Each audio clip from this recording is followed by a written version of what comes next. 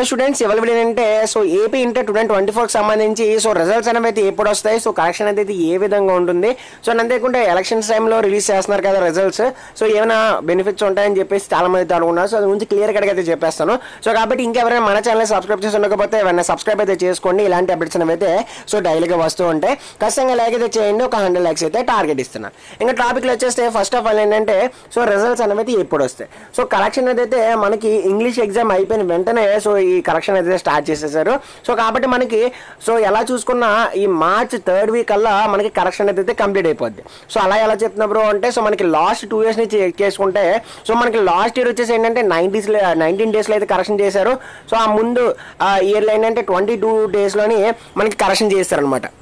So కాబట్టి దాదాపుగా మనకి ఏంటంటే సో ఎలా చూసుకున్నా ఒక 20 days వేసుకోండి. సో ఒక 20 days కల్లా మనకి కరెక్షన్ అయితే కంప్లీట్ అయిపోద్ది. సో ఎలా చూసుకున్నా మార్చ్ ఎండింగ్ కల్లా కరెక్షన్ అయితే కంప్లీట్ అయిపోద్ది అనమాట. సో వన్స్ మార్చ్ ఎండింగ్ కల్లా కరెక్షన్ కంప్లీట్ అయిపోతే సో మనకి ఏప్రిల్ 1st వీక్లో మనకి ఏంటంటే రిజల్ట్స్ అయితే ఇస్తారు. సో ఏప్రిల్ 1st వీక్ లేదంటే ఏప్రిల్ 2nd వీక్లో అయితే సో మనకి రిజల్ట్స్ అయితే పక్కాగా ఉంటాయి అనమాట. సో ఎందుకంటే అప్లోడింగ్ టైం పడుతుంది. సో కరెక్షన్ అయితే 20 days పట్టిందంటే సో మనకి అప్లోడింగ్కి 10 days అయితే పడుతుంది అనమాట. సో 1 month అనమాట. అలా చూసుకున్న 1 monthలో మనకి ఏంటంటే సో ఈ రిజల్ట్స్ అనేవి అయితే వస్తాయి. సో కాబట్టి మనకి ఏప్రిల్ 1st వీక్ లేదంటే ఏప్రిల్ 2nd వీక్ కల్లా రిజల్ట్స్ అయితే వచ్చేస్తాయి. సో కాబట్టి చాలా మందికి వచ్చే మేజర్ డౌట్ ఏంటంటే ఎలక్షన్స్ టైం కదా సో పాస్ చేసేస్తారు, ఎక్కువ పర్సెంటేజ్ అనేది అయితే వస్తుందని చెప్పేసి అనుకుంటున్నారు. సో అలాగైతే ఏం లేదు. సో మనకి ఎప్పుడు ఎలా చేస్తారో సో అలాగే ఉంటుంది. సో బోర్డ్ ఆఫ్ ఇంటర్మీడియట్కి గవర్నమెంట్కి అయితే సో సంబంధం ఉన్నా సరే సో మనకి ఏంటంటే కరెక్షన్ అయితే టీచర్స్ చేస్తారు కాబట్టి సో మనం రాసిన దాన్ని బట్టి అయితే ఉంటుందన్నమాట.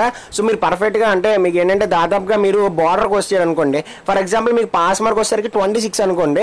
సో మీ దగ్గర ఒక 24కో లేకపోతే ఒక 20+ దాటి వచ్చినా సరే వాళ్ళు ఏదంటే ఎక్కడో దగ్గర 1 మార్క్స్ యాడ్ చేసుకుంటూ సో మీకు 26 తెప్పించగలరు. ఓకేనా.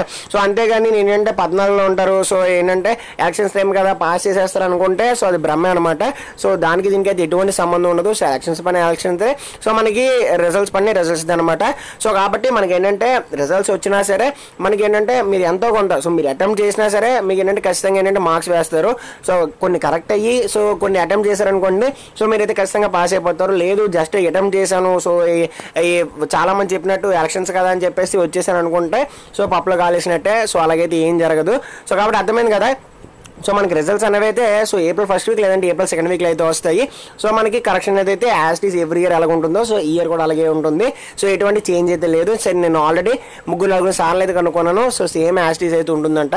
సో కాబట్టి డిఫరెన్స్ వాళ్ళ వీడియో నెక్స్ట్ ఖచ్చితంగా లైక్ అయితే చేయండి, తప్పకుండా సబ్స్క్రైబ్ అయితే చేసుకోండి. See next. Thanks for watching and Jai Hind.